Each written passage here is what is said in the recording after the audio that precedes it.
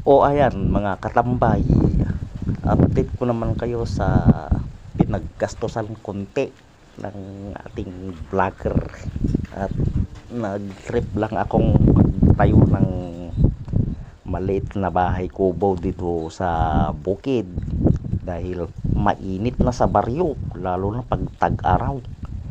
At kung saan saan ka na sumisilong-silong doon at ang init-init walang puno, kaya pinagtripan ko ng magpatayo ng ganito kaliit na bahay kubo dito sa bukid. Doon magsisiksikan ka doon at ang init-init nga, kaya ito na yung barbarong pinatarimaan ko na para mayroon akong istambayan dito pag galon na abutan ako dito na umuulan, hindi na tayo mabasa at mainit naman kasing masyado. Buti dito mayroon pang hangin na malakas pag